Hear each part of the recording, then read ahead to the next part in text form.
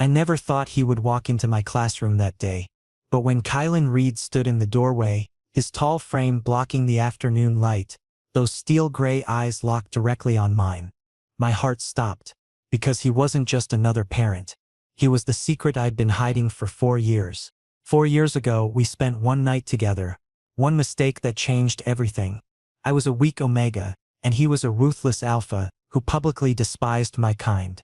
I'd heard him speak at corporate meetings when I worked as a temporary intern at his company. Omegas are liabilities, he'd told his board members with cold certainty. They make you weak, cloud your judgment, turn you into something you're not. Those words had burned themselves into my memory, especially when I discovered I was pregnant 2 months later. I made my decision then. I would never tell him. I left the city, changed my name to Carlo Hayes, and started over. My son Zen became my entire world. I raised him alone, worked 2 jobs to afford a small apartment, and eventually put myself through teaching certification. Now I had a stable life, a career I loved, and a beautiful 4-year-old who asked about his father but accepted my vague answers about him being far away. Today Zen had left the father's name section blank on his family tree project. The school counselor had sent me a note requesting a parent meeting to discuss it. I'd expected maybe a quiet conversation in her office. What I didn't expect was Kylan Reed himself appearing at my classroom door during afternoon story time. I was reading to my students when I caught his scent, cold steel mixed with smoky cedar, an alpha pheromone signature so distinctive it made my Omega instincts flare immediately. My hands trembled on the book. Several children turned to look at the doorway, and there he was. He looked exactly as I remembered. Maybe his jawline was sharper now, his shoulders broader, his presence more commanding. He wore an expensive charcoal suit that probably cost more than my monthly rent. His gray eyes swept across the classroom, pausing on each child's face as if searching for something specific. Then his gaze landed on Zen. My son sat cross-legged on the reading carpet, his gray eyes, identical to Kylan's, wide with curiosity as he stared at the stranger. Zen had my dark hair and my smile, but those eyes, that sharp bone structure, pure Kylan Reed. I watched Kylan's expression shift. Recognition flickered across his face, followed by confusion, then something darker. Realization. "Mr. Hayes?" he said, his voice cutting through the quiet classroom. The formal use of my surname made my stomach drop. He knew. Somehow he'd figured it out. I forced myself to smile, to keep my voice steady and professional. "Yes? How can I help you? We need to talk." His tone was low, controlled, but I could hear the steel underneath. Privately, the children were watching now, sensing the tension. I couldn't make a scene. After the bell rings, I said calmly, "I have students to attend to right now." He nodded stiffly and stepped back into the hallway. But I could feel his presence like a physical weight pressing against the door. My heart raced. How had he found me? I'd been so careful. New city, new name, no social media presence. I'd built an entire life designed to keep us hidden. I somehow managed to finish the story, though I couldn't have told you what happened in it. My voice moved on autopilot while my mind spun with panic. When the bell finally rang, the children gathered their belongings. Zen bounded over to me with his backpack. "Papa, who was that tall man?" he asked innocently. My throat tightened. "Just a visitor, sweetheart. Go with Miss Jennifer to aftercare. Okay? Okay." He hugged my leg and skipped off, completely unaware that his world might be about to change forever. Once the last child left and the classroom fell silent, Kylan entered. He closed the door behind him with a quiet click that sounded deafening. We stood 10 feet apart, the colorful alphabet posters and children's artwork creating a surreal backdrop for this confrontation. "You look familiar," he said, moving closer. Each step felt deliberate, predatory, very familiar. I tried to maintain my composure. "People say I have one of those faces." "No." He stopped just a few feet away, close enough that his scent surrounded me, making my suppressants work overtime. "It's not your face though, that's part of it. It's your scent. Even suppressed, I recognize it." My blood ran cold. Omegas could hide their scent with medication, but stress sometimes caused it to leak through. And right now I was drowning in stress. 4 years ago, Kylan continued, his voice dropping to barely above a whisper, That night at the hotel bar after the corporate summit. You were there, sitting alone, drinking something sweet.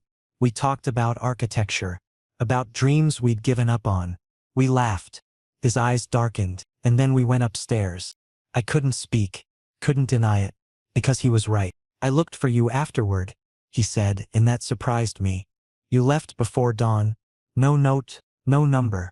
My assistant tried tracking you down through the intern registry, but Carlo Hayes didn't exist in our system, because that's not the name I used when I worked there. I whispered. His jaw clenched. What was your real name? I shook my head. It doesn't matter now. The hell it doesn't. He moved even closer, and I could see the conflict in his eyes. Anger mixed with something else. Hurt? That boy out there. Zen. He has my eyes. My facial structure. The same stubborn set to his jaw that I see in the mirror every morning. He paused, and when he spoke again, his voice shook. Is he mine? Every instinct screamed at me to lie, to protect Zen, to maintain the life we'd built. But looking into Kylan's eyes, I knew the truth was written all over my face. No, I said anyway, my voice cracking on the single syllable. Kylan reached out and gently grasped my wrist. His touch was firm but not painful, commanding but not cruel. Don't lie to me, Carlo. Please. The please broke something in me. I'd expected rage, demands, threats. Not this raw vulnerability. Why now? I asked instead of answering. Why did you come looking? I didn't, he admitted. My company's foundation donated to this school. I came for the ceremony, saw the list of teachers, saw your name. He released my wrist but didn't step back. Hayes, it was your mother's surname, wasn't it? From when we talked that night. You mentioned her once. He'd remembered. After 4 years, after one night, he'd remembered that tiny detail. Kylan, I started, but didn't know how to finish. I need to know, he said quietly. Is Zen my son? And in that moment, with my secret crumbling around me and those gray eyes pleading for truth, I realized my carefully constructed walls were about to come crashing down. Yes, I whispered. He's yours. The confession hung in the air between us like broken glass. Kylan's face went through a series of emotions so quickly I could barely track them. Shock, disbelief, anger, and then something that looked almost like wonder. 4 years, he finally said, his voice dangerously quiet. You kept my son from me for 4 years. I protected him. I shot back, finding my spine. Protected us both. From what? His voice rose. From me? What did you think I would do? Exactly what you're doing now. I gestured between us. Show up demanding answers, claiming rights you never wanted in the first place. You made it clear what you thought of Omegas, Kylan. I heard every word in those board meetings. His expression hardened. Those were business decisions. They were hate speech dressed up in corporate language, I said bitterly. The words I'd held back for years came flooding out. You called us emotional traps. Biological complications. You literally said you'd never tie yourself to an Omega because it would compromise your judgment. I laughed, but there was no humor in it. So forgive me for assuming you wouldn't want to know about the Omega you accidentally got pregnant. Kylan's hands clenched into fists at his sides. You should have told me anyway, given me the choice. I tried. The admission burst out of me. I called your office twice after I found out. Your assistant said you were unavailable, took my callback information, and I never heard from you. The third time I called, she told me to stop harassing you or she'd file a report. He looked genuinely stunned. I never got those messages. Of course you didn't. Because your assistant was doing exactly what you paid her to do, keeping Omegas away from you. I crossed my arms, a defensive barrier. So I made a choice. I chose to give Zen a stable life without a father who would resent his existence. You don't know that I would have, don't I? I challenged. Look me in the eye and tell me that 4 years ago if I'd shown up pregnant you would have welcomed it. That you wouldn't have offered money to make the problem disappear. Kylan opened his mouth, then closed it. The silence was answer enough. That's what I thought. I said softly. So I left. Started over. Became someone new. You became a teacher, he observed, glancing around the classroom with its bright decorations and small furniture. I became a father, I corrected. Everything else was just details. He ran a hand through his dark hair, a gesture of frustration I remembered from that long ago night. I want a DNA test. Something in my chest tightened painfully. You don't believe me? I believe you, he said, but I need official documentation. For legal purposes. Legal purposes. Of course, this wasn't about trust or relationship. It was about establishing paternal rights. About control. Fine, I said coldly. Let's make this official. But understand something, Kylan. A test confirming biology doesn't make you Zen's father. I've been his father. I've walked him through nightmares and celebrated his small victories. I've held him through fevers and taught him to tie his shoes.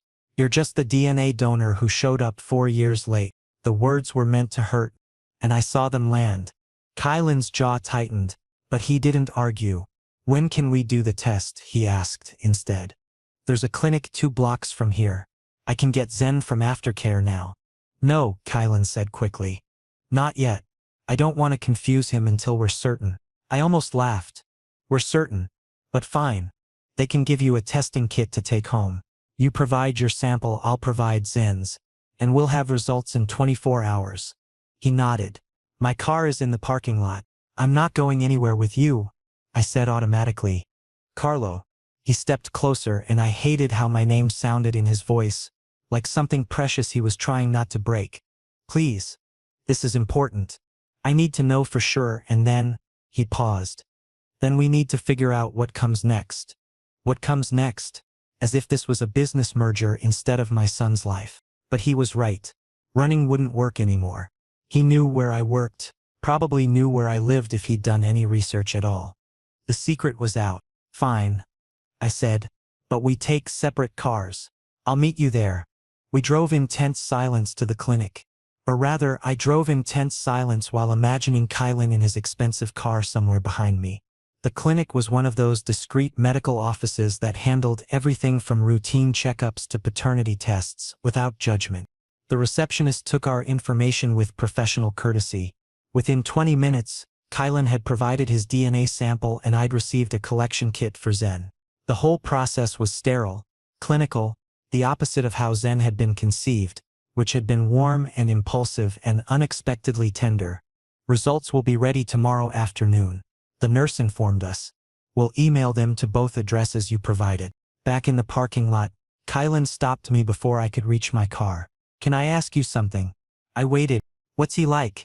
Zen? The question caught me off guard. I'd expected more anger, more demands, not genuine curiosity. He's amazing, I said, unable to keep the warmth from my voice. Smart, funny, kind to everyone. He loves dinosaurs and building blocks. He's teaching himself to read because he's too impatient to wait for me to finish the bedtime stories. A smile tugged at my lips despite everything. He asks a million questions about everything. Why is the sky blue? Why do dogs bark? Why can't we fly? Does he ask about me? Kylan's voice was carefully neutral. He asks about his father. I corrected. I've told him his father lives far away, that circumstances kept us apart. I've never spoken badly about you to him, but you think badly of me. I think you're someone who wasn't ready to be a parent 4 years ago. I said honestly, whether you're ready now, that remains to be seen. Kylan looked at me for a long moment. I'm not the same person I was back then. Neither am I replied. That's what 4 years and a child will do to you. He seemed like he wanted to say more, but settled for, I'll wait for the test results. Then, can we talk? Really talk? About what this means? I nodded, too exhausted to argue. After we know for certain. But we both already knew. As I drove away watching Kylan shrink in my rearview mirror, I realized that certainty was the least of our problems. The real question wasn't whether Zen was his son. It was what kind of father Kylan Reed would choose to be and whether I could trust him enough to let him try. The next 24 hours felt like drowning in slow motion. I went through the motions of normal life, picked up Zen from aftercare, made dinner, supervised bath time, read bedtime stories, but my mind was elsewhere. Zen chattered about his day, about the new friend he'd made who also loved dinosaurs, about the painting he'd done in art class. He was completely unaware that his world might be about to change forever. That night, after he fell asleep, I collected his DNA sample according to the kit's instructions. A simple cheek swab, So innocuous for something that would confirm such a massive truth. I packaged it carefully and dropped it off at the clinic's after-hours drop box on my way to the grocery store. The email arrived at 2:37 the next afternoon, right in the middle of math centers. My phone buzzed in my pocket, and I knew without looking what it was. My hands shook slightly as I helped a student with counting blocks, smiled at another's completed worksheet, redirected a potential conflict over crayons. Professional, normal. As if the ground wasn't shifting beneath my feet, I didn't open the email until school ended and my classroom was empty. Sat at my desk, surrounded by the cheerful chaos of elementary education, and pulled up the message on my phone. DNA paternity test results. 99.9% probability of paternity confirmed. The words blurred. I'd known, of course, had known from the moment Zen was born with those distinctive gray eyes, but seeing it officially documented made it real in a way it hadn't been before. My phone rang. Kylan's name appeared on the screen. "You saw?" he said when I answered. Not a question. "Yes. I'm coming over. We need to discuss this properly." "Kylan, I don't think—" "Please, Carlo." There was that word again, the one that disarmed me. "I'm not trying to take him from you, but he's my son. I need to understand what that means. What you want it to mean. We can't keep avoiding this conversation." He was right, much as I hated admitting it. "Fine. But not tonight. Zen has a routine, and I won't disrupt it until I know what we're dealing with. Tomorrow then, after school. I'll bring dinner." "Don't." I started, but he'd already hung up. The next day crawled by. I taught lessons on autopilot, smiled when appropriate, and tried not to think about the evening ahead. Zen sensed something was off. "Papa, are you sick?" he asked during our drive home. "You're being quiet." "Just thinking, sweetheart," I said, ruffling his hair at a stoplight. "We're having a visitor for dinner tonight." His eyes lit up. "Really? Who?" I hesitated. "Do you remember the tall man who came to school the other day? The one with gray eyes like mine?" My heart clenched. "Yes, that one. His name is Kylan, and he's an old friend of mine. He wants to meet you properly." "Okay." Zen was easily pleased, bouncing in his car seat. "Can we have pizza?" "Maybe," I said, though I suspected Kylan would arrive with something far more elaborate than pizza. I was right. At 6 o'clock sharp, the doorbell rang. Zen raced to answer it and I followed more slowly, preparing myself. Kylan stood on my doorstep in casual clothes, dark jeans and a gray sweater that matched his eyes. He held several bags from an upscale Italian restaurant and looked nervous in a way I'd never seen him before. "Hi," he said, his gaze moving from me to Zen and back again. "Hi." Zen piped up. "Are you Papa's friend?" Kylan crouched down to Zen's level and I saw his hands tremble slightly. "Yes, I am. My name is Kylan. What's yours?" "I'm Zen. I'm 4 3/4." He held up his fingers to demonstrate. "Papa says I'll be 5 soon." "That's very grown up," Kylan said softly. Up close, the resemblance between them was startling. The same sharp features, the same intensity in their gaze. "I brought Italian food for dinner. Do you like pasta?" "I love pasta." Zen grabbed Kylan's hand unselfconsciously. "Come on, I'll show you where we eat." My son led this powerful alpha CEO into our small apartment like it was the most natural thing in the world. I followed, watching Kylan take in our home. The worn but comfortable furniture, the explosion of toys in the corner, the artwork covering the refrigerator, the photographs documenting Zen's entire life without him. Kylan's gaze lingered on a photo of Zen as a newborn, red-faced and tiny in my exhausted but joyful arms. Something in his expression cracked. Dinner was surreal. Zen chattered non-stop, telling Kylan about his favorite dinosaurs, his best friend Marcus, his teacher Miss Sarah, and the hamster in his classroom named Mr. Whiskers. Kylan listened intently, asking questions, laughing at Zen's jokes, looking simultaneously enchanted and devastated. "You have gray eyes like me," Zen announced at one point, studying Kylan's face. "Not many people do." "No, they don't," Kylan agreed carefully. "It's pretty special. Papa says I got them from someone far away." "Did you know someone far away with gray eyes?" The question hung in the air. I held my breath. "I did," Kylan said quietly. "Someone very special. After dinner, I took Zen for his bath while Kylan cleaned up. When I returned, he was standing by the window, hands in his pockets, staring out at the darkening street.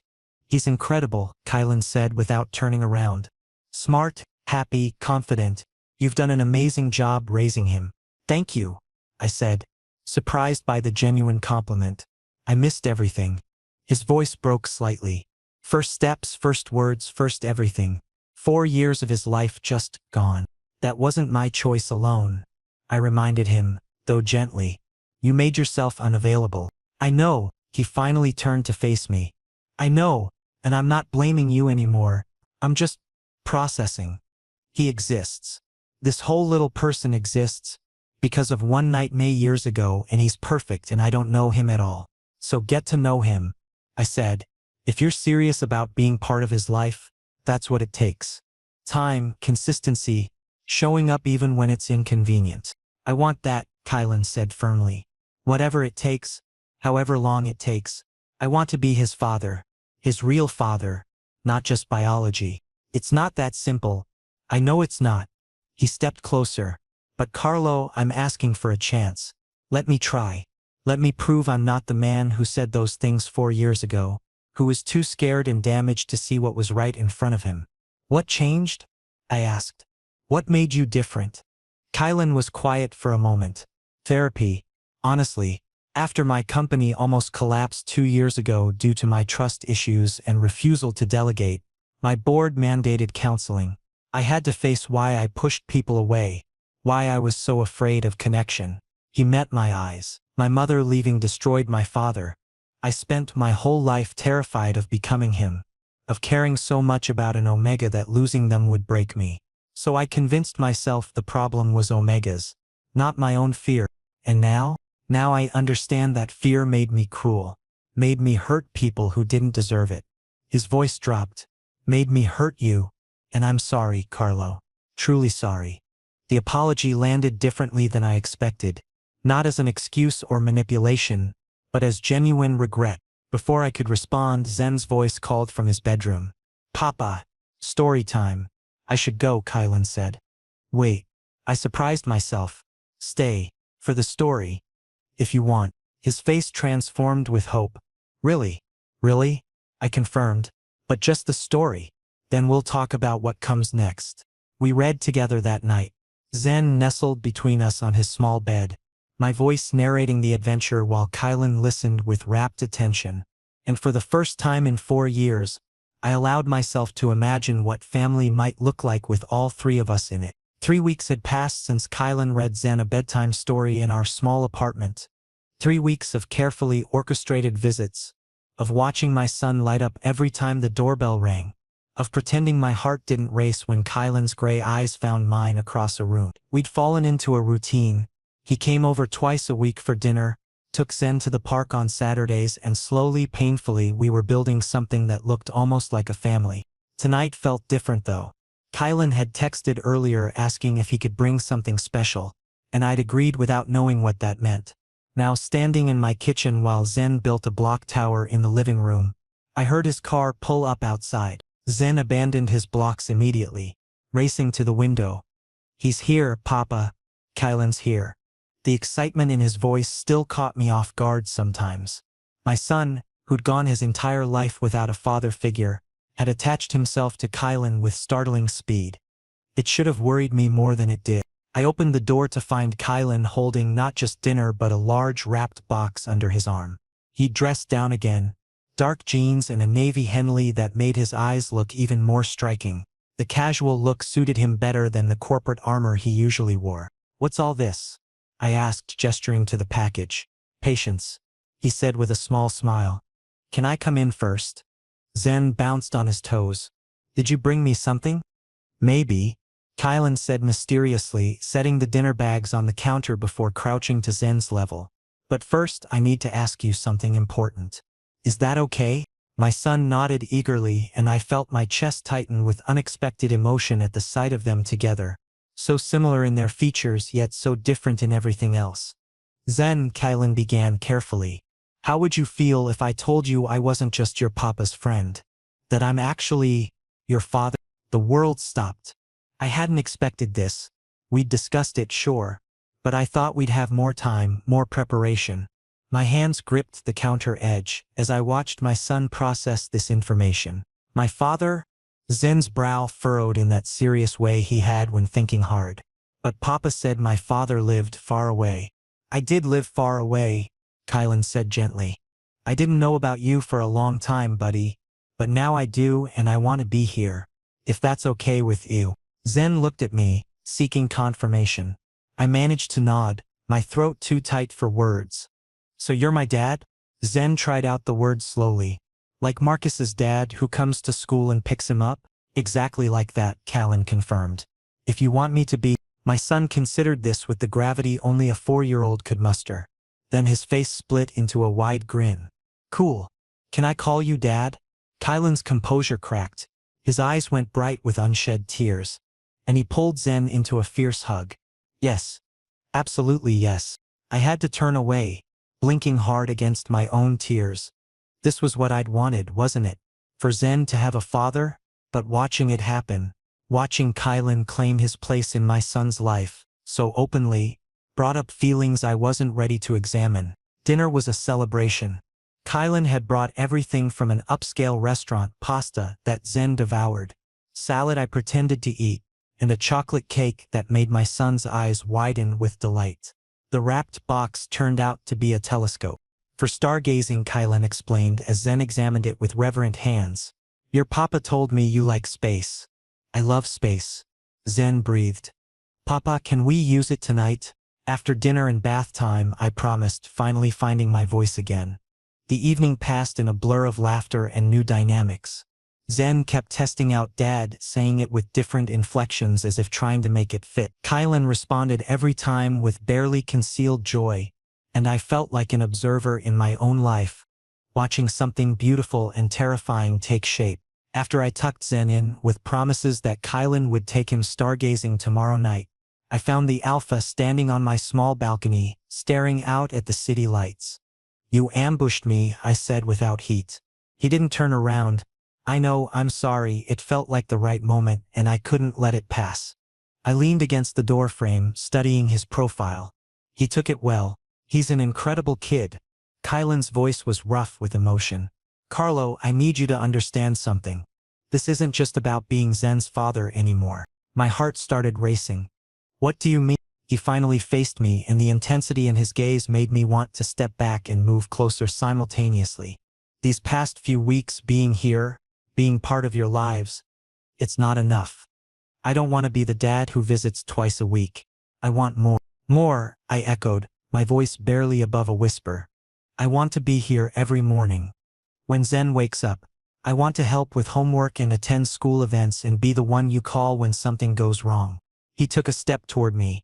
I want to fall asleep next to you and wake up to your scent every day. I want everything, Carlo. The confession hung between us like something fragile and precious. My Omega instincts were screaming at me to accept, to lean into the safety and security an Alpha could provide. But my rational mind remembered the pain, the rejection, the 4 years of struggling alone. You hurt me, I said quietly.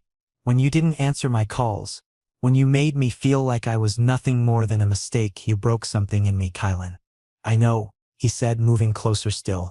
And I will spend the rest of my life making up for it if you let me. I'm not asking you to forget or even fully forgive right now. I'm asking for the chance to prove I've changed. People don't change that much, I argued weakly. Maybe not. But I did. His hand came up to cup my cheek, and I let him, starved for touch after years of careful distance. You changed me that night 4 years ago, and seeing Zen, being here with both of you, it's completed something I didn't know was broken. I wanted to believe him. God, I wanted it so badly it hurt. What about your company? I asked. Your reputation? The things you said about Omegas were the words of a terrified man who'd convinced himself that isolation was safety. His thumb traced my cheekbone. I'm not that man anymore. My company doesn't define me. You and Zen do. Kylan. He kissed me before I could finish the thought. Unlike the desperate kiss weeks ago, this one was soft, questioning, giving me every opportunity to pull away. I didn't. Instead, I melted into it, 4 years of loneliness and longing pouring into the contact. When we broke apart, both breathing hard, Kylan rested his forehead against mine. Move in with me, you and Zen. Let me take care of you both properly. That's too fast, I protested, even as part of me yearned to say yes. Then don't move in. But let me be here more. Let me prove this is real. His eyes searched mine. I love you, Carlo. I think I have since that first night, and I've been too much of a coward to admit it until now. The words shattered my last defenses. This is crazy. Probably, he agreed with a small smile. But it's also right. You feel it too, don't you? I did. Despite everything. Despite the fear and the hurt and the logical reasons to protect myself, I felt it. Yes, I whispered. I feel it. His smile widened, genuine and unguarded in a way I'd never seen before. Then give me a chance. Give us a chance. Looking into his eyes, seeing the vulnerability and hope there, I made my decision. Okay, but slowly. And if you hurt Zen, I won't, he promised fiercely. Either of you. Never again. That night after Kylan left, I lay in bed replaying every moment, every word. My phone buzzed with a text from him. Thank you for trusting me. Sleep well. I smiled in the darkness, feeling something like hope bloom in my chest for the first time in years. The next month unfolded like a dream I was afraid to wake from. Kylan integrated himself into our lives with surprising ease, helping Zen with his dinosaur encyclopedia, teaching him to ride a bike without training wheels, showing up at my classroom with coffee when he knew I'd had a rough day. We hadn't told anyone officially that we were together, but the boundaries between co-parenting and something more had blurred beyond recognition. It was a Saturday afternoon when everything changed. Kylan was sprawled on my living room floor, engaged in an intense building block competition with Zen, both of them completely focused on constructing the tallest tower possible. I was grading papers at the dining table, occasionally glancing up to watch them, feeling contentment settle into my bones. The doorbell rang unexpectedly. We weren't expecting anyone. I'll get it, I said, setting down my pen and moving to the door. When I opened it, a woman stood there who looked like she'd stepped out of a high-fashion magazine. All blonde, perfectly styled in a cream designer dress that probably cost more than my monthly salary. Her alpha pheromones hit me immediately. Expensive perfume mixed with something sharp and competitive. Can I help you? I asked politely, though something in her assessing gaze made my instincts prickle with warning. She looked past me into the apartment, her eyes widening slightly. Kylan? What are you doing here? I heard movement behind me as Kylan stood, his expression shifting from relaxed to guarded in an instant. Vivian. This is unexpected. So this was Vivian Cross. I'd heard the name before. Kylan had mentioned her once as a business associate, though clearly she was more than that. She swept past me without invitation, her heels clicking on my worn hardwood floors. Your mother mentioned you've been preoccupied lately. I decided to check on you myself. Her gaze traveled over my modest apartment with barely concealed disdain before landing on Zen, who'd abandoned his blocks to watch the stranger. And this must be the situation she was concerned about. Situation? I bristled at her tone. Kylan stepped between us, his posture protective. Vivian, you need to leave. Don't be ridiculous, darling. She placed a manicured hand on his arm with practiced familiarity. We need to discuss the merger proposal. Your board is waiting for an answer. And this, she gestured vaguely at me and Zen. Distraction is affecting your judgment.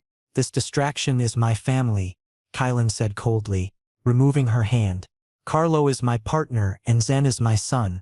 Vivian's laugh was crystalline and cutting. Your son? With an omega? She turned to me with false sympathy. No offense, but surely you understand this is temporary? Alpha families like ours don't mix with. Finish that sentence and you'll regret it, Kylan warned, his voice dropping to a dangerous register. Zen tugged on my shirt, confused and frightened by the tension. Papa, who is she? Why is she being mean? My protective instincts flared. I picked him up, holding him close. Sweetheart, why don't you go to your room and play? The adults need to talk. But, now Zen. My tone left no room for argument. He reluctantly obeyed, casting worried glances back at us. Once his door closed, I turned to Vivian. You have no right to come into my home and speak that way in front of my child. Your child, she repeated mockingly. How convenient that you trapped one of the most eligible alphas in the city with a pregnancy claim. Enough. Kylan's voice cracked like a whip. Vivian, get out. Now. She smoothed her dress. Unruffled. I'm trying to help you, Kylan. The Crossread merger would secure both our companies' futures. Your board expects you to make smart decisions, not emotional ones. An Omega partner with a child? That's not the image Reed Industries needs. Image? I heard myself say. Is that all that matters to you people? Vivian's smile was pitying. You're naive if you think love conquers all in our world. Kylan has responsibilities to his company, his employees, his family legacy. A relationship with you jeopardizes all of that. She turned back to Kylan. Think about what you're throwing away. Your mother already disapproves. The board is concerned. Investors are questioning your judgment. Is this really worth destroying everything you've built? The words hit their target. I saw Kylan's jaw clench, saw the conflict flash across his face, and felt my heart sink. Carlo and Zen are worth everything, he said finally, but there was a tremor of uncertainty beneath the conviction. Vivian heard it too. Then prove it. Choose them over the merger, over your family's approval, over your company's future. Let's see how long this fairy tale lasts when reality sets in. She left then, her parting words hanging in the air like poison.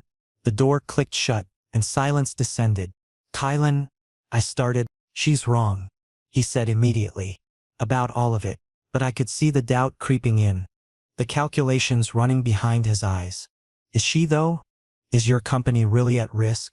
He ran a hand through his hair, a gesture I'd come to recognize as stress. The merger would be beneficial financially. And yes, some board members have expressed concerns about my recent choices. Choices. The word tasted bitter. You mean us? That's not what I... What did she mean about your mother?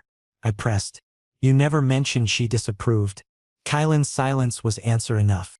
I felt something crack inside me. You've been keeping me separate. Like I'm something to be ashamed of. No, Carlo. It's not like that. I just needed time to what? Figure out if we're worth the hassle. I wrapped my arms around myself. Maybe Vivian's right. Maybe this is too complicated. Don't do this, Kylan pleaded, reaching for me. Don't let her poison what we have. She didn't poison anything, I said quietly. She just showed me the reality I've been ignoring. You're from a different world, Kylan. One where people like me and Zen are liabilities, not family. That's not true. Then why haven't you told your mother about us? Why haven't you made any public acknowledgement of Zen? The questions poured out. You said you wanted everything, but you've kept us hidden like a dirty secret. Kylan looked stricken. I was trying to protect you both from exactly this kind of situation. We don't need protection from your world, I said, feeling tears threaten. We need you to choose us publicly, not just in private. But I don't think you can do that, can you? Carlo, I think you should go, I said, my voice breaking. I need to think about what's best for Zen. What's best for Zen is having both his parents together, Kylan argued desperately. Is it? Or is it better for him to be spared watching his father choose business over family? I moved to the door, opening it. Please leave, Kylan. He looked like I'd struck him, but he moved toward the door. At the threshold, he turned back. I'm not giving up on us. Maybe you should, I whispered and closed the door on his devastated expression. I stood there, forehead pressed against the wood, listening to his footsteps retreat. Only when I heard his car drive away did I let myself slide down to the floor. Silent tears streaming down my face. Zen's bedroom door creaked open, and small arms wrapped around my neck. Papa? Are you sad? A little, sweetheart, I admitted, holding him tight. Is Dad coming back? The question destroyed me. I don't know, baby. I don't know. The following week was torture. Kylan called, texted, showed up at my apartment. But I couldn't face him. Every time I saw his name on my phone, Vivian's words echoed in my head.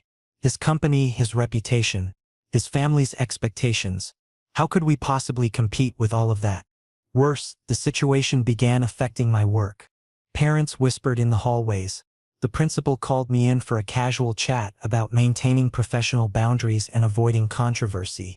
Someone had leaked information about my relationship with Kylan Reed, and speculation was running wild. Was I a gold digger? Had I trapped him with a pregnancy? The rumors grew more vicious each day. Zen noticed the change in me, asking repeatedly when Dad would visit again. Each time, I made excuses that tasted like lies. I was protecting us. I told myself, better a clean break now than prolonged heartbreak later. Then came Friday, the day of our school's annual parent assembly. It was a major event where families gathered to celebrate student achievements, and I was scheduled to speak about our reading program. I'd prepared my presentation carefully, rehearsed it until the words felt natural. What I wasn't prepared for was walking into the auditorium and seeing Kylan seated in the front row. My steps faltered. He looked exhausted, shadows under his eyes, his usually immaculate appearance slightly disheveled. But his gaze locked onto mine with fierce determination. The principal began introducing speakers. I forced myself to focus, to think about my students rather than the alpha whose presence filled the entire room. When my turn came, I walked to the podium on shaking legs. "Good morning," I began. But before I could continue, Kylan stood. The entire auditorium turned to look at him. My heart hammered against my ribs. "I apologize for interrupting," he said, his voice carrying clearly through the space. "But I have something important to say. Principal Martinez, may I have a moment?" She looked bewildered but nodded. "I suppose." Kylan walked to the front, each step purposeful. When he reached the podium where I stood frozen, he took my hand. His touch sent electricity through me. "My name is Kylan Reed," he addressed the crowd. "Most of you know me as the CEO of Reed Industries, one of this school's major donors. What you might not know is that I'm also Zen Hayes' father." Gasps rippled through the audience. I tried to pull my hand away, but he held firm. "4 years ago," Kylan continued, "I made terrible mistakes. I let fear and prejudice guide my decisions. I said things about Omegas that I'm deeply ashamed of now. When Carlo became pregnant, he tried to reach me, but I'd built such high walls that his calls never got through. So he did what any good parent would do. He raised our son alone, with love and dedication and strength. I can barely comprehend." Tears were streaming down my face now. I wanted to tell him to stop, that this public confession would destroy him. But I couldn't find my voice. "This past month," he said, his voice thick with emotion, "I've had the privilege of being part of their lives, of reading bedtime stories and building block towers and learning what it means to be a father. Carlo gave me a second chance I didn't deserve, and I almost threw it away because I was scared of what people would think." He turned to face me fully, ignoring the hundreds of eyes watching us. "Last week, someone from my past came and reminded me of all the reasons why I should choose my company. My reputation, my family's approval over you and Zen. And for a moment, just a moment, I hesitated. That hesitation hurt you, and I will regret it for the rest of my life." "Kylan, you don't have to," I whispered. "Yes, I do," he said firmly. Then to my shock, he dropped to one knee. The auditorium erupted in murmurs. "Because I need everyone here to know, my board, my mamming, anyone who thinks they can separate us, that I choose you. I choose Zen. I choose this family over everything else." "You're going to destroy your career," I protested weakly. "Then I'll build a new one," he said simply. "Carlo Hayes, you are the strongest, most courageous person I've ever met. You raised our son to be kind and curious and wonderful. You built a life from nothing when I abandoned you. You showed me that love isn't weakness. It's the only thing that really matters." He reached into his pocket and pulled out a small velvet box. My breath caught. "I'm not asking you to marry me," he said quickly. "Not yet. I know I need to earn that. But I'm asking you to be my mate, to bond with me, to let me spend my life proving that I'm worthy of you and Zen." He opened the box, revealing a simple silver band. "Will you give me that chance?" The entire auditorium was silent, waiting. I looked at Kylan, at the vulnerability in his eyes, the certainty in his posture, the love written across his face, and felt my last walls crumble. "You're an idiot," I said through my tears. "A reckless, impulsive idiot who just committed professional suicide in front of 300 witnesses." "Is that a yes?" he asked, with a trembling smile. "Yes." I sobbed. "Yes. You impossible man. Yes. He stood and pulled me into his arms, and the auditorium exploded into applause. Through my tears, I heard Zen's voice shouting, "That's my dad. That's my papa." With pure joy. The principal was crying. Several parents were openly weeping. Even the usually stern school board members looked moved. Kylan cupped my face, wiping away tears with his thumbs. I meant every word. "You and Zen are my future, Carlo. Everything else is just details. Your company already has a plan in place," he murmured. I spent the week implementing new policies, restructuring the board and making it clear that Reed Industries will be inclusive or I'll walk away. Several board members quit. Some investors pulled out, but others stepped in. People who believe in what we're building. "You did all that in a week?" "I had motivation," he said softly. "I couldn't let Vivian be right. Couldn't let fear win again." Zen burst through the crowd then, launching himself at both of us. We caught him together, the three of us tangled in an embrace that felt like coming home. "Does this mean Dad's staying forever?" Zen asked. Kylan looked at me, waiting for confirmation. I nodded through my tears. "Forever," Kylan promised our son. "I'm never leaving again."